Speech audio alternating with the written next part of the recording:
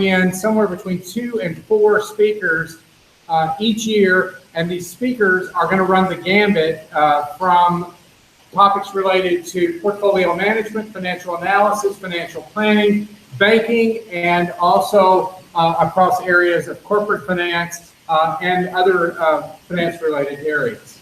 So what we're going to be doing as a part of tonight's presentation, we're very happy to have Kevin Slocum here as our guest speaker. Jason Pettner is going to be introducing him in just a moment. And we're going to also just want to spend for a moment telling you that we have 2 very active finance organizations within our program. Our Financial Management Association is the arm associated with areas related to corporate finance, financial analysis, and portfolio management. And then our Financial Planning Association is working in the areas, obviously, of financial planning, financial services. So both organizations are national organizations, affiliated nationally, and they are both use our YouTube channel to be able to broadcast their meetings that take place on a monthly basis. So we're very proud of both of those organizations. At this point, I'm going to introduce Jason Pettner, who serves as the Vice President of the Financial Planning Association. Jason is also the team captain for our Research Challenge team, which, in case you haven't heard, it was the winner at the regional competition sponsored by the CFA Society of Pittsburgh. We beat a number of area schools. Some of them you may have heard about Pitt, University Park, and Duquesne, some of the other schools in the region. And for the second year in a row, we're going to the Americas competition, which is taking place in Seattle, April 6th through the 8th. And then the team that's going to win there. And we're going to go on to Prague for the global competition. So with that, I'm going to turn things over to Jason to do introduction of our guest speaker, and we welcome you to the series. There's refreshments up there if anybody wants that throughout the program. Appreciate it. Thank you, Dr. Philbeck. Yeah, we're very, as you said, we're very proud of the clubs on campus being able to combine the FMA and FBA for this wonderful event. Mr. Slocum was so happy to come out and teach us a little something, so I'm very excited to learn about what he has to offer, and the best way to learn is from the industry specialist. So, Kevin Slocum, CFS, is a registered principal with LPL Financial, but is also the principal and owner of Retirement Services of Youth. Slocum earned a bachelor's degree from Penn State Barron and has a 17 years of experience working in the financial service industry. A fellow alumni, thank you for joining us, appreciate that. He holds the Certified Fund Specialist, which is the CFS designation, from the Institute of the Business and Finance, and in 2011, he completed a CFP certification special education program from the College for Financial Planning.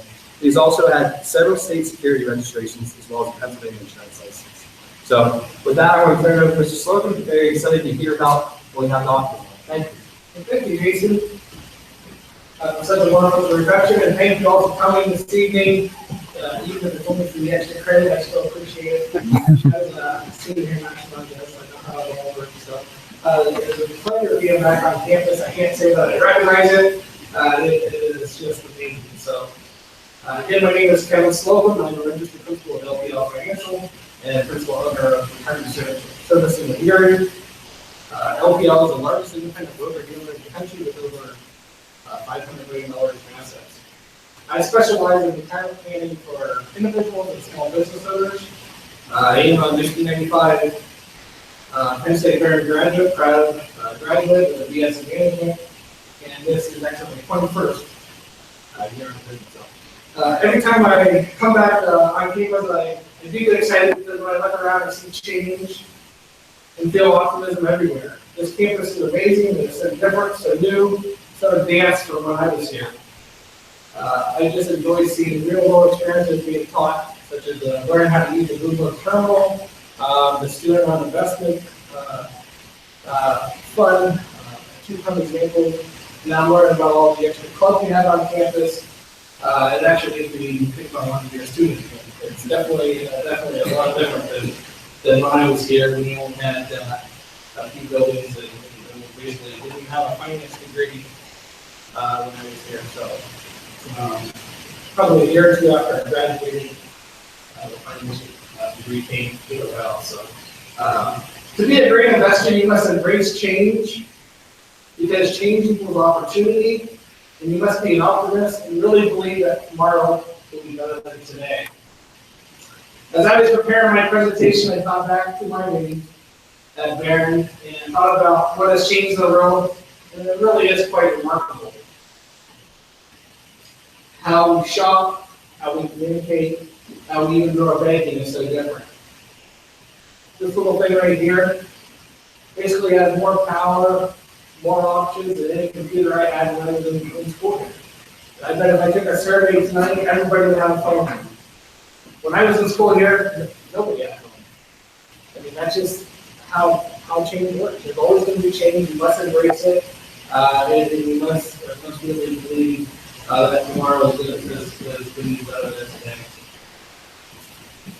As I was preparing this speech, I was thinking back, and I want you guys to think about 3 large companies that didn't even exist in 1995. There's a little interaction here. Anybody have any guesses? 3 large companies that have changed the world and didn't even exist in 1995. Anybody have any guesses? Apple. Apple? Uber. Well, Apple's a lot. Amazon. Amazon actually was started in 1994, but basically they started as a book company, and I put them in there because I feel they're totally different than what they share out there. So Amazon is definitely changing the world. 2 other ones, come on, these are easy. Uber. No, Uber is brand new. Facebook, 2004, Facebook. Basically how we communicate. Completely different. One more. So we have Amazon, we have Facebook. Can you think of one more? Snapchat. Google. Google.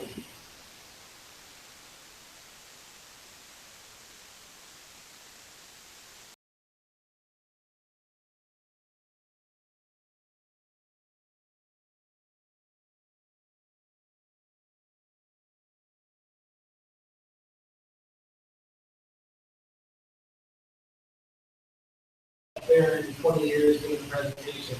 Think about that. I was reading an article last week. Mark Cuban came out and said there'll be, in the next few years, there'll be the first trillionaire ever with the AI and all this artificial intelligence. Just think about that. I mean, things that are going on now are just amazing. Not only in technology, healthcare, the sciences, it just goes on. So it really is exciting out there. And who knows what you guys will be talking about in 20 years. So it kind of blows your mind when you think about it, that these companies didn't even exist.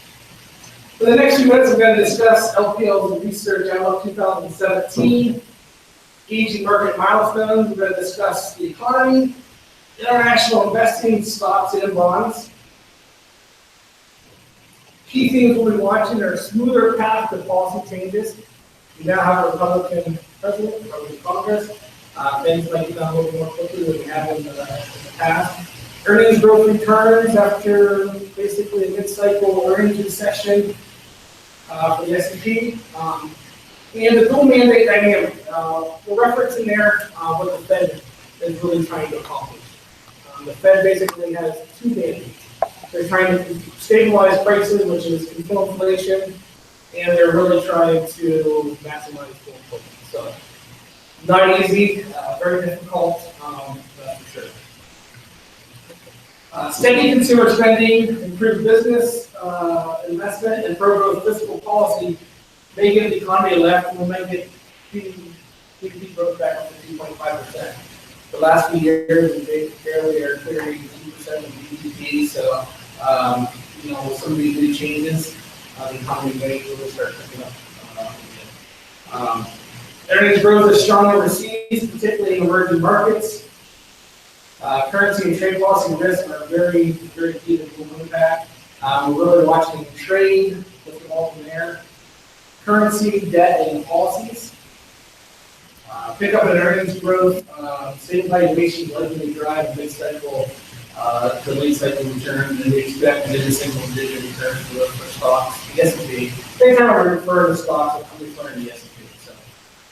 Sometimes I really not say, but always refer to the S&P 500. Rates expected to climb, continue to climb. Last week was another rate hike.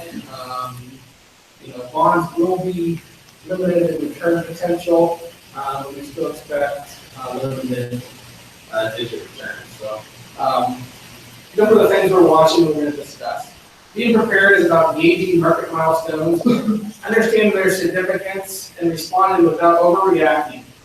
2016 was a milestone year, a year of important changes for markets, the economy, and certainly politics.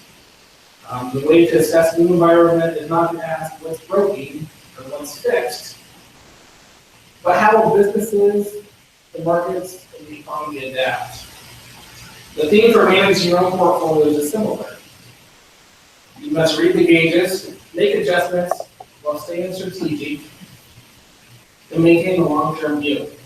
Good financial planning is about being smart, not fast, being patient, not impulsive, and not chasing careless, return chasing.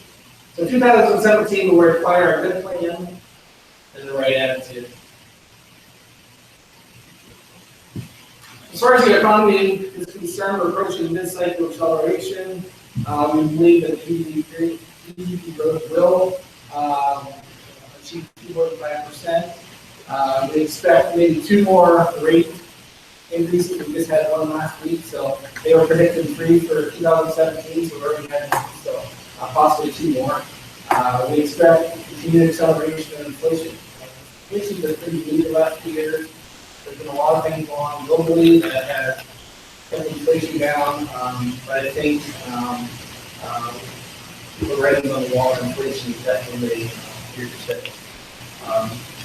So what might help fuel the growth? The economy may be led from steady consumer spending, improved business investment, and further religious policy. So where are we in the economic cycle? That's really the question we always like to focus on. There's so much noise out there, look at this, look at that, but it really comes down to the economic cycle. Obviously, since we just celebrated the bull market's 8th birthday, you guys all have a birthday party on March 9th. It's the 8th birthday. We are not in the first or second inning, so to speak. I mean, this is definitely an aging bull market, but it's still a bull market. So, we definitely believe that some of the momentum shifts have been. The price of oil is unstabilized. It was at 120 to 20. Now we're right around $48, $50 a barrel. It seems like it's not just having place. I really don't expect oil to be spiking too much unless there's some sort of world in it. And the main reason is we proved that the U.S. becomes oil and shale. It's been a huge thing. It's one of the prices go. The U.S. dollar should not create the same headwinds. The dollar has been very strong in the last 3 years. Should not create the same headwinds that we've seen over the last 3 years. And the Fed has begun to normalize interest rates. So, also, the promise, fiscal stimulus, tax reform, infrastructure spending, and a more friendly business environment, also known as deregulation, should help boost economic growth in 2017 and 2018. So that's all things that are going to help the GDP. 70% of the GDP return comes from what? Everybody knows this. Consumer spending. So the consumer took some time off, but they've been strong. But we're looking to go beyond the consumer. We're looking for what? We're looking for businesses to pick up their investment. The last few years, businesses haven't been investing in money. They have been unsure about tax policy. They've been unsure about some political stuff. They just haven't put their money to work, except for one. They've been doing a lot of stock markets. But we really think business investment is going to improve. And also the federal government. You hear a lot of big numbers being thrown around. I mean, if you see $1 trillion going in the infrastructure spending, what's that going to do for the economy, for jobs? It's definitely going to help GDP. We get caught up in all the negative media and all of it. But just think about what's going on locally. It's amazing what Barron has done the last few years and will continue to do. Gannon is really building. Your insurance is putting $170 million in the downtown area. UPMC Hammond just amazing. And there's a lot of road projects going on. There's just a lot of good things happening. You really shouldn't just, again, you have to be humble. You always have to feel that tomorrow will be good. And that's really what I want to stress. Typically, there's quite a delay to get things passed. 2009 was the one exception. President Obama came in 2009 and what was wrong? 2007, 2008, basically now we refer to it as the Great Recession. So things are pretty serious. He basically came in, got some fiscal legislation passed, tax cuts, spending increases in 1 month. Do you think that's normal? It's not very normal. The average is 6 months. If you go back, Clinton tax increase passed in August 1993, took 7 months into the new term. Nixon tax cuts, December 59, took 11 months. It's not easy to get things done in Washington. But as we looked at, mentioned earlier, we have a Republican president. Things might get through very quickly. So those are all things that we're definitely watching. Rising rates at this stage simply reflect an improving economy. Rates have to go up. They didn't go low for too long. It affected a lot of things. And really, we don't know exactly how things are going to react because rates have been low for so long. So, we're really looking for the normalization of interest rates. Inflation has been muted. You can see here, 2015, 2016, goods are down, but it's starting to pick up. We're definitely in a inflation rising environment. Janet Yellen likes to say that she watches wage growth. Wages for inflation, we're not quite there yet, but 2/3 of all business costs are wages. So that's why they really watch that. However, this is important. The average hourly earnings have yet to reach pre-recession numbers. So we're still a little ways off. People still aren't making what they were pre-recession. And if you look around, you might see people losing their jobs. And, Sears, some of these retails, it's been tough. Why? The Amazon basically don't. It's been tough. So there's definitely the hour earnings have not reached pre-recession levels. So I'll be honest, trying to predict what the Fed is going to do has been very difficult. 99.9% of everybody has been wrong the last 5 years on interest rates. I've been wrong. I still stand here today and I'm ready to go get a car loan at 0%. Certain things. Things like that you just wouldn't believe are still out there.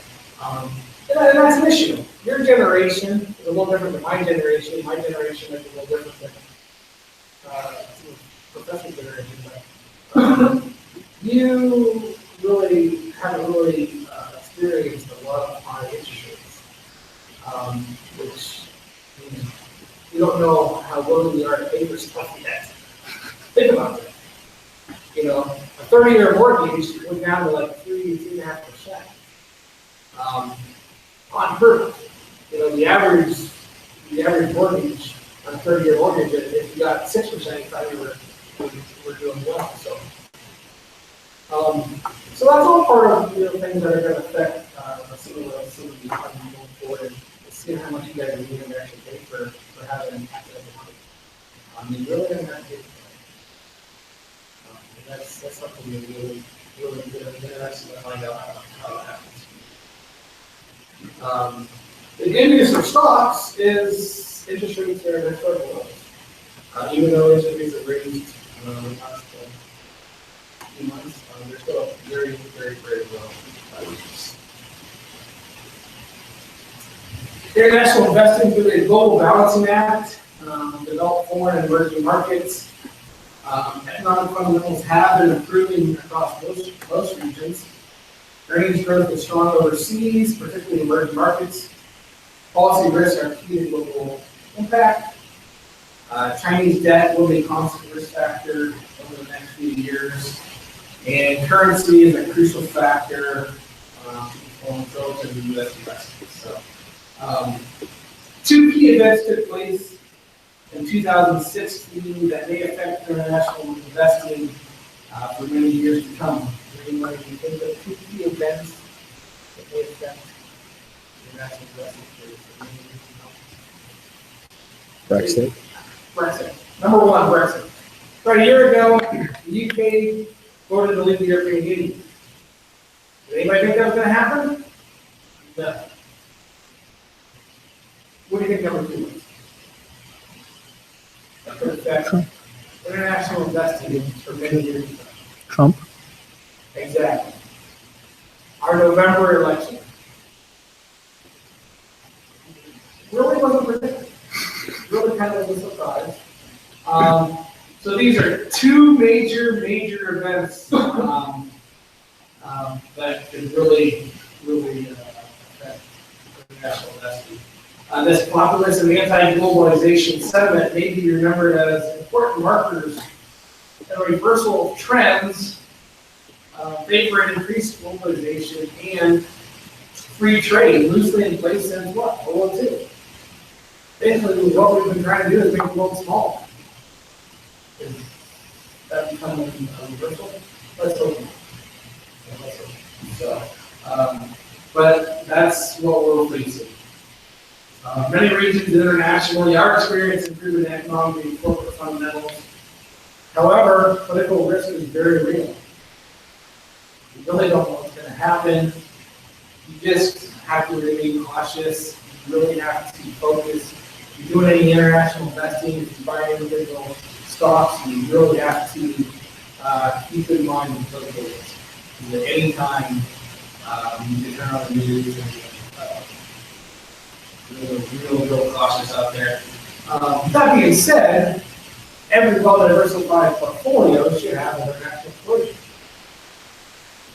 But we're just continuing to be cautious for the time being. Trading currency uncertainty is casting a cloud internationally, and our primary risks going forward. This kind of shows you dollar is kind of strengthening again. It was strong, it's kind of tapered off, jumped back up from the end of November 2016. It's kind of softened the last couple weeks, but if the U.S. dollar remains strong, it's definitely going to affect international investing. So we're definitely watching policy and what happens with the dollar. Stocks gears are turning, but parts may need greased. Again, we're forecasting mid-single digit return to S&P 500. Pickup in earnings growth, and that's a key. You know, what fuels stock rotation? Earnings growth, period. If you're not making money, eventually you're not your stock market. Stable valuations, both likely to drive typical Middle East cycle returns. Risk include a major policy mistake. So there are a lot of risks out there. Stocks fundamentally represent ownership of a share of a company, i.e. equity, and appreciation in stock prices is ultimately driven by earnings growth. However, historically, stock markets tend to do well in the first year of a presidential cycle. So the shaded regions are mid-cycle economies, and the ones with the asterisks are the mid-cycle economies plus the start of the first year of a 4-year presidential cycle. So history basically says, going back to 1950, that the S&P is average about 12%. The first year of the presidential history's on your side for stocks. And you can see +5 to +25, there's a lot of years there. There's 2008, 1974 through the worst years. But going forward, history's on your side that we think that there should be, stock or growth.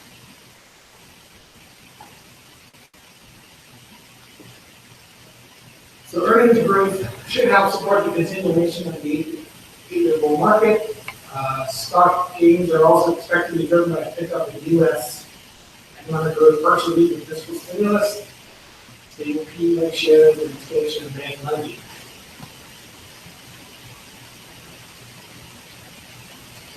As I mentioned earlier, 2015 to third quarter of 2016, what happened? Earnings went into recession. So if you remember a couple of years ago, they kept what? Readjusting earnings. So basically, third quarter of 2016, fourth quarter, first quarter, earnings are not falling. So when you put this all together, kind of see a movement, and then you start to really go. Again, gains will likely come, but with increased volatility as the economic cycle ages. Further, interest rates start to normalize. We expect more volatility. Now, earlier this morning when I was sitting at my desk, I was going to try to come up with a reason why there's been no volatility. Then what happened today? The stock market pretty volatile today. So expect volatility. One, it's amazing economic cycle, and two, interest rates are normalizing and starting to grow. So I didn't really have a reason why. Today was the first day in 109 days that the S&P and the Dow are closing below 1%. There's been no volatility. It's great for me because my phone doesn't ring. Now tomorrow when I go to the office, I'll probably phone me ring again because. But you guys are online today and you're watching Yahoo Finance or Bloomberg or whatever, and it's like, you're like, what's going on? I'm thinking, I just can't believe that what they're saying because it's been so long since we had any sort of volatility. So, volatility is not bad. It should be expected, especially going forward. We're still watching inflation. The trade we're developing could be a misstep. A major policy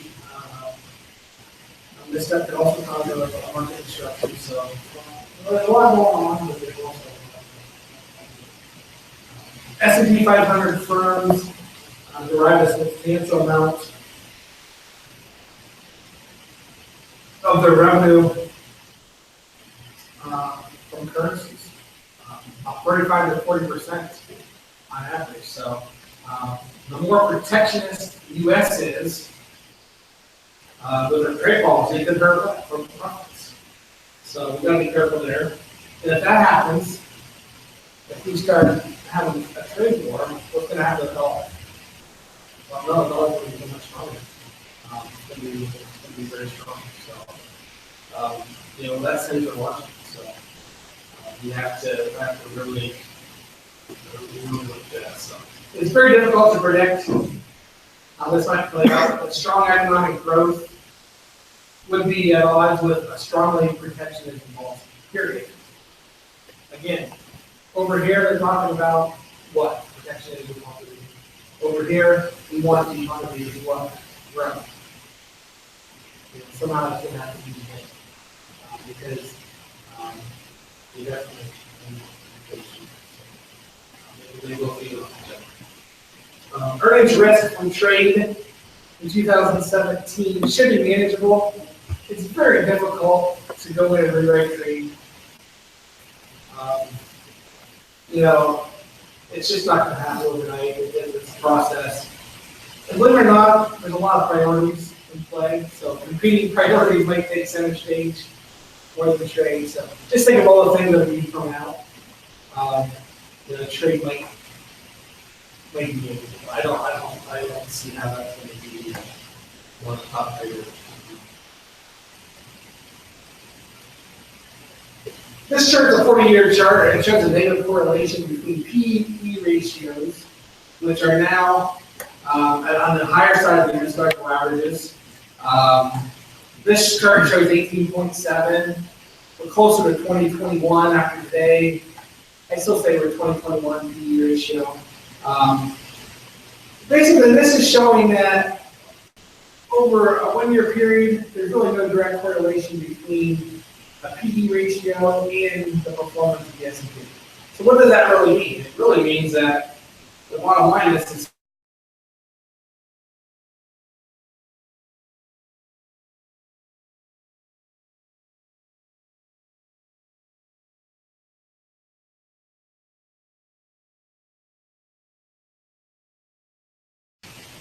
it really shows you it's kind of all over the map. And then with 45 years of data, there's a big correlation. So, stocks, people tell me every day, stocks are too high, stocks are too high, I'm not going to invest my money. Get my money out of stock market. Well, if we all knew exactly what was going to happen, we would,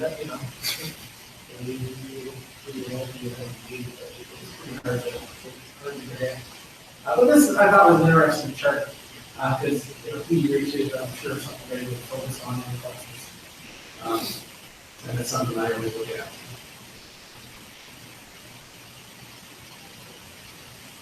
Some ideas of maybe how to invest in your own portfolios. We believe that due to bank lending expanding, it should help small caps and growth companies.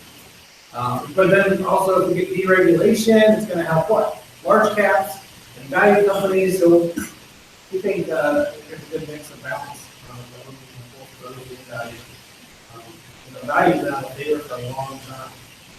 Growth companies, they have growth companies, Facebook, all these tech companies, Netflix, some of these companies that are racing. That's unbelievable. You might want to look at cyclical sectors for good economic growth. But we're really focusing on the U.S. first, just due to the political risk overseas. Depending on the comfort level and how much research you want to do, you want to get in any sort of emerging markets. Emerging markets have a great deal. They're really profitable. They kind of come back with all this population stuff. So. Just have to be careful. Bonds, expects muted bond returns. Modest rising rate backdrop likely will lead to low to mid-single digit bond returns. Rates are going to climb. Are we going to get 2 more rate hikes? 1 more rate hikes? Again, that's the question, but we're definitely going to get more rate hikes. Pace may moderate. I don't know how closely you follow the 10-year yield in your classes, but November 6th after the election, what happened? There's a huge spike. The 10-year treasury just really spiked up, at least a half. After Wednesday, Fed actually raised rates again. What happened? It was at 2.58, and today it closed at 2.44. So it's come back. And you think just the opposite would happen, but there's been such a run-up. Another thing that's really going on, I'll talk about that in a minute, but after achieving liftoff in December of 2015, the Fed was basically on hold for most of 2016. Why?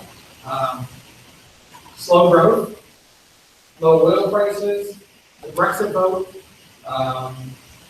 kept inflation low. There was a lot of increased economic uncertainty. So they didn't really raise rates again until December of 2016. So that's the second time that they raised rates since the Great Recession began. So last Wednesday, was the third time. So we're definitely spending normalization. And interest rates coming off the financial crisis post lows of 2009. So, and it's not a bad thing. I really think rising interest rates can actually help people. Bond prices will be under pressure for most of 2017, leaving most of the return coming from what? The people. Well, that's why you buy bonds anyway. You buy bonds for income. You know, if you're 75 years old, you're living off your money. You need bonds to provide monthly income. And that's, that's what they're there for. So, but one thing that I want to mention that's keeping our yield lows too is what? Japan, Germany, Switzerland, they all have negative rates on their sovereign bonds. So what's that mean? You're actually not being paid to have money in the bank, you're actually paying something to want money. Well, that might be good over the short term, but how long is it going to be? Not very long. So there's a lot of foreign money coming into our markets. So it seems like every time our 10-year gets to be about 2.7, goes right back down. There's a lot of foreign deposits coming into the U.S. So it makes sense. Why not earn 2.7 on the safest bonds in the world, but you want to have earn data when you definitely you definitely have to realize why money is coming to the U.S. But where else to go? That's just the bottom line. So, even in a low return, low yield environment, high quality bonds serve as an important diversifier, and they play a vital role in a long diversified portfolio. So, you can see here, this is an example of stock market peak to trough.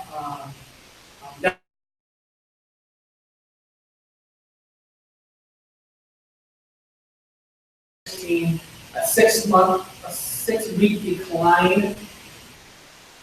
S&P total return was down 11.8% 6 weeks. What do you think bonds are? Do you think bonds are down? No. The Barclays aggregate total bond fund is actually up 2.5%. So it really gives you a difference of 14.3%. Most people, maybe not students, or most people need bonds in their portfolio. Period. So when you add up all this, total comes to a down 11%. The bonds are up 1.6, so you get a difference of 12.6. Let me tell you, 12.6% is real money when you're talking about somebody that's 75 or 80 years old. It really means a lot to them. But the last few months, the last year, I get the question all the time: why do I need bonds in my portfolio? And this is coming from some, people that need to have a lot of bonds. Why do I need bonds? I'm not making any money. I'm not making any money. I'm not keeping up. I'm not keeping up. Well, that's because they're having that big money correction for 106 weeks in a very long time. You got to go back to 2011. 2011, 13 weeks. 2010, 10 weeks. Of course, they left off 2008.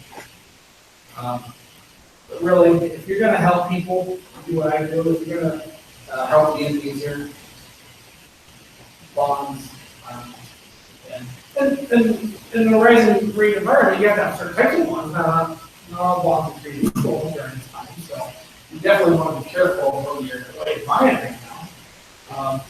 But you definitely should never dismiss the power of diversification. Though potentially painful for many fixed income investors, normalization of interest rates, I believe, by the Fed, must be seen as a positive for the overall economy and the health of the economy. This kind of, what I remember about finance when I was here is when rates go high, bonds what? Bonds down. When rates go low, bonds down. And this is just one chart. Just kind of. Is that the first thing that came into mind? I remember back in college, what I remember. That's what I remember. 4 years. So this just kind of shows you total return bonds. If interest rates are going down, what happens? You have a pretty good return on bonds. And we've been in the whole market for bonds for 30+ years. You know, and I don't think we're going to be continuing with that appreciation, but you're going to have the coupon and as interest rates go up, it takes what, three rate hikes, it would be 0.75 to get to a negative total return bond. So, you know, we have a ways to go before we think bonds are even, but there's a lot of different types of bonds out there. You really want to watch your duration. You don't want to, how they sell a 50-year bond. I don't know. Warren Buffett was saying that a couple weeks ago. Who would ever buy a 50-year bond? Well, you don't really, you definitely don't want to buy a 50-year bond. And you want to watch the credit. You want to watch it for bonds. And really, what I do is mostly bond funds now. It's become quite expensive to buy bonds individually, but you got to manage your student investment fund money. You're probably not buying bonds. You're probably looking for growth. It's probably a growth portfolio. But again, if you do what I do, a little different. We're really managing risk. I can't control what the market's going to do. The market could be up 400 points tomorrow, down 400 points. I really don't care. I'm trying to control the risk of my clients. And that's really what I can control. We do a lot of risk evaluation, so hopefully that's something you guys can be involved with. Sound mechanics and the strategic view. I kind of threw this chart in here just to kind of show you the trend line for the S&P 1-year trailing earnings per share is 6.1% on average. I just heard yesterday somebody reviewed at 8%. They're saying 6.1. But you can see what happened in 07 and 08. But what's happened since then? You have to keep a long-term view. A lot of people panicked in 07 and 08, but they didn't. Sell everything out. They'll never get rid that, ever. Never get rid of it. You might know people like that. You have to keep a long-term view. You have to play the diversified. You have to plan for the future. Because, you know, hopefully we don't see another 08. But, you know, we probably will. It's just how it works. So then you see how quickly it came back with the trend line. Then it's how they're going to you can see 2001, 2002, another recession. Great Recession, 2007, 2008, 74, 70, 73, 74. That's, you can see it really tracks the trend. So. Just to kind of summarize some of the things you might be looking at for your own portfolios, you really want to watch your bond durations. You really want to watch your credit risk. You really should be focusing, on the U.S. A little bit more right now, just because there's so much uncertainty with what's going on overseas. And it's not because there's not good companies. It's not because there's not a lot of opportunities. You just have to be careful with some of the political risks and trade stuff and stuff. So keep a balanced style, growth and value. Some of the things might be powering down. You might be selling your long maturities. Treasuries are pretty much fully valued. You might be selling some treasuries. Standby mode, small caps have big runs since November. They're selling off now, but if the economic growth continues, which we think it will, small caps are definitely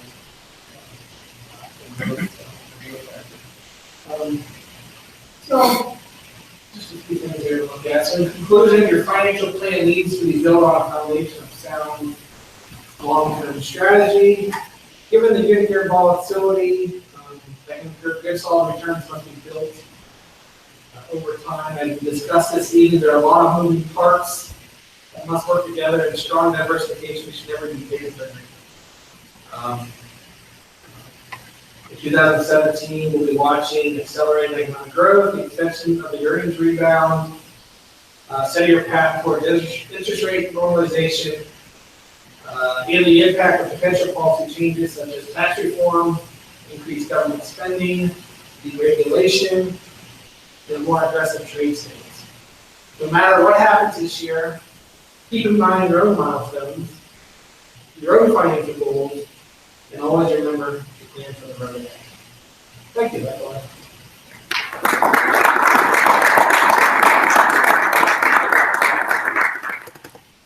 I know everyone will look for any questions. Do you have any questions? Feel free to raise your hand. Somebody bring it right here. Questions, anyone? Again, I appreciate the opportunity of being here. It's always great to be back there. Can you talk a little bit about your career progression and how you ended up where you are today? Sure. Basically, I did everything the hard way.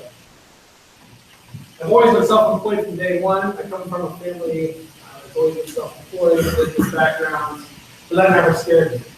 I basically started out selling some insurance products that basically do the securities, and that's really where it took off. And actually, an old finance professor from Barron and Pete Johnson, was in the business. She got me into LPL delivery, and she really got me set up. And she wanted to retire, so I bought her business. And that's really how I've grown through the years. I bought other people's businesses. The days of going door to door and cold calling just aren't there.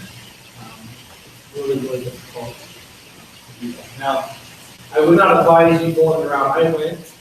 That's for sure. I don't even know if it's really possible now with all the regulations and fees. And you cold call somebody, they turn you in, $10,000 fine. So, I mean, it's pretty serious. So, if I was to do it over again, I would do a lot of internships, decide where I want to be. Do I want to be the numbers guy, the CFA route, or I want to go the people guy and go the CFP route? So, that's basically the two routes: numbers and people. Because every day, I'm not crunching numbers. I'm solving critical problems. I'm really trying to keep them happy. It's not I'm persistent. It's like I'm a lot of I love the thing and it's just all the stuff that's fun to me. So, yeah, I really just decide what you would really like to focus on, and then get as much education as possible. You can. I really believe that your best investment, and this is no different. Invest in yourself. I really believe that. Just get as much education as you can. If you need another year to get that accounting degree or an extra degree, go ahead and do it now. Because when you're 40 plus years old, with with 3 kids, a working spouse, getting up at 5 in the morning or 3 in the morning to study for my CFP like I was doing, it's not as much fun as it. So, get as much education as you can. You'll never, trust me, when you get to be where we're at, you will never regret it. So, as a financial professional, whenever, as a college student graduating, what's the number one advice you give a graduating college student as far as like setting themselves up for financial success? Control your debt. And hopefully, you're not running a big credit card debt. When I was in college, the credit card phase was really taking off. Sign up here, you may get a hat, T-shirt. Kids are throwing out a significant credit card debt. I was fortunate. I never did that. I always had a financial literacy. So really control your debt as much as you can. But as soon as you are able, and you join a company that has a 401k, and they're going to match you and give you free money, you have to do it. Period. We do quite a bit of 401k business and our retirement services and area business. We still have people that don't sign up, but the company would give them free money just to sign up rather than contribute. It's crazy. You have to take advantage of that. Start as soon as you can. Have a budget. I'm not a huge budget guy. I'm more of a watch your debt guy. You guys are smart. You don't need to be cool. But it's really, as soon as you can. discussion there.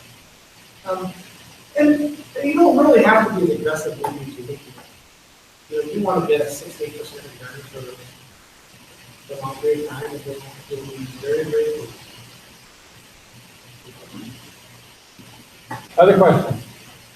What's the main concern that you're hearing from clients these days? I mean, you said volatility, you'll be getting phone calls tomorrow, but up until that point, what was the major problem that you would be hearing about? The main concern that I'm having with my clients right now is I'm not being invested. It's crazy. Why do you have 10% of money in cash? Well, you don't make money in cash. No, but if there's opportunities that come when the volatility increases, you put that in cash to work. So I get a lot of complaints. The last few months I've been sitting a little bit more cash. Has it worked out for me? Probably not, but it's not going to hurt me in the long run. If you look at 3 months or 6 months, you know, some people say it's hurting. So it's really that. But as soon as the volatility kicks in, they're going to be like, well, why don't I have cash? So it's kind of a tough situation. And really the hardest part about my job on a day-to-day basis is managing client expectations. Period. Well, my neighbor got 12%, why did I get 9%? Well, your neighbor's 30, and you're 70. There's never an apples to apples comparison. And managing client expectations is basically what I deal with on a daily basis. And clients really thinking they do more than you do. That's an issue. And it's a delicate balance. Other questions?